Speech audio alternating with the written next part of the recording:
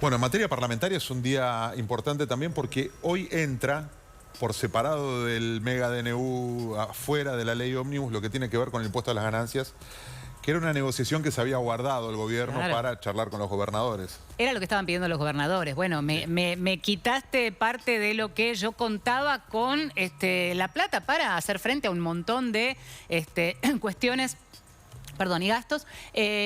Finalmente vuelve a entrar el proyecto. ¿Qué significa esto? Que una porción, 800.000 trabajadores aproximadamente, si prospera el proyecto y demás, pero todo indica que sí, porque era básicamente lo que estaban pidiendo los gobernadores, van a volver a pagar ganancias. Sí, y el número es, aparentemente, el número es 1.350.000 pesos.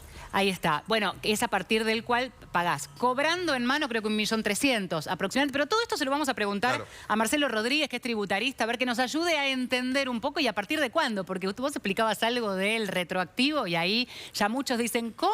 Sí. A ver. Viste que ganancias siempre plantea como una cuestión que uno no termina de entender. Hay un recalculanding. Bueno, Marcelo, acá estamos para escucharte, para compartir. Martín González, Valeria San Pedro, ¿cómo estás? ¿Cómo te va? Valeria, Martín, buen día, ¿cómo están? Gusto saludarlos. Bueno, a ver, contanos un poco en qué consiste este proyecto que ya entra y empieza ya el caminito en el Congreso. Mirá, bueno, ayer en los medios nos anoticiamos de algo que realmente estábamos esperando, atento a que no era demasiado consistente la reforma que había planteado el anterior ministro de Economía, el ministro Massa, porque obviamente retaseaba una importante cantidad de recursos al Estado Nacional. Lo que se informó ayer es que, como bien decías, se estaría fijando un parámetro de 1.350.000 pesos brutos, solo a partir de los cuales se empezaría a tributar el impuesto. Esto daría más o menos 1.100.000 pesos de bolsillo. Sí. También, como decían ustedes, hay que tener en cuenta que estamos en presencia de un impuesto anual. Claro. En consecuencia, esta definición estaría vigente desde el 1 de enero, es decir, para los salarios que se perciben a fin de enero o principios de febrero, considerando, bueno, digamos, el haber devengado desde el 1 de enero. No vamos a llegar con los tiempos legislativos para que esto obviamente tenga también la reglamentación pertinente emanada del Poder Ejecutivo y obviamente de la Administración Federal de Ingresos Públicos. Pero bueno, obviamente, como ustedes bien decían, vienen de la mano de la negociación que están llevando adelante los legisladores y los gobernadores, porque obviamente estamos hablando de recursos coparticipables que evidentemente las provincias habían perdido, ¿no es cierto? Rodríguez, usted decía de bolsillo, digamos, por encima del 1.100.000 pesos aproximadamente uno pagaría el impuesto. Pero la otra gran pregunta que se hacen los trabajadores, teniendo en cuenta la cantidad de actualizaciones mensuales o bimensuales que está habiendo en términos de las negociaciones paritarias, es en qué momento voy a caer dentro de eso. ¿Cuál sería la cláusula de actualización? ¿Cómo se actualizaría ese monto? Bueno, según los trascendidos que todos hemos leído en los medios ayer, se estaría previendo una actualización vía IPC de manera trimestral. Es decir, que esto daría cierta automaticidad a los mínimos e incluso a las tablas de imposición. Es decir, la ley hasta el año pasado preveía una actualización de estos mínimos una vez al año, considerando un índice que operaba de octubre a octubre. ¿Qué sucede? A partir del 1 de octubre, todos sabemos que había un decreto del Poder Ejecutivo, se incrementó sustancialmente el mínimo no imponible y, bueno, dejaron de pagar gran parte de los trabajadores, casi fue algo así como 2 millones de pesos. Bueno, esto, digamos, se retrotraería a lo que era la legislación al 30 de septiembre. En consecuencia, los parámetros estarían dados a partir de la ley que estaba vigente entonces.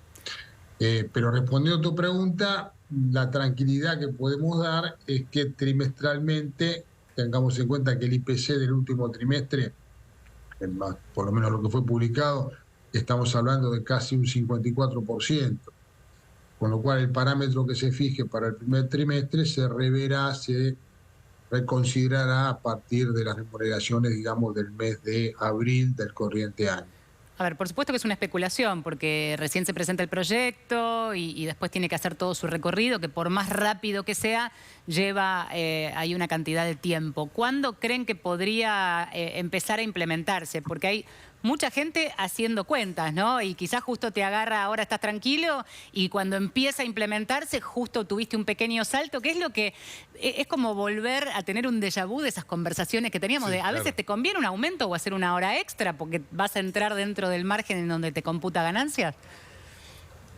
Sí, naturalmente que es un problema. Los asalariados tuvieron un alivio muy significativo en el último trimestre del año pasado y estaba la expectativa de que a partir del corriente año, con la estampida inflacionaria que hemos tenido, dejaba de ser un problema el impuesto a las ganancias. Los tiempos legislativos, bueno, evidentemente no tenemos ni la letra del proyecto aún. Esto entra por la Cámara Baja, por diputados.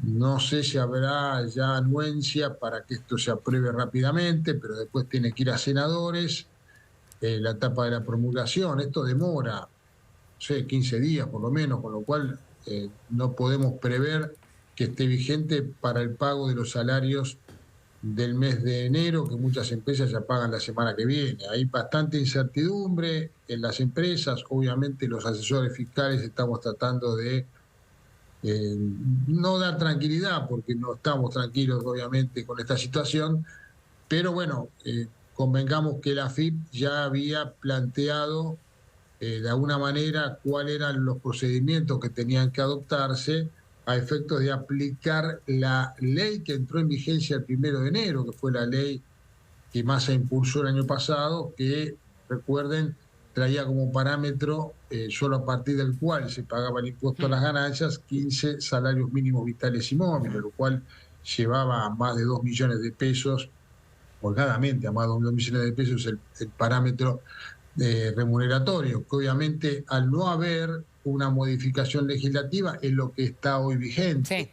Bueno. ¿Esto qué puede significar? Puede significar que las empresas apliquen esto, es decir, no retengan en enero, no retengan a los asalariados, y que si esto entra al Congreso, pues entonces deban, al pagarse la remuneración del mes de febrero en marzo se deba retrotraer todo a enero. Atención con eso. Estamos mal acostumbrados a que tal vez la reforma entre en vigencia a partir de febrero y lo que pasó en enero pasó. Eso está mal porque eso estamos hablando de un impuesto anual, pero ha pasado, el año pasado hemos tenido segmentación de la liquidación, con lo cual el tema está abierto, hay que esperar a ver lo que dice la ley. Marcelo Rodríguez, muchas gracias por este contacto. Encantado, que tengan buen día. Adiós. Adiós.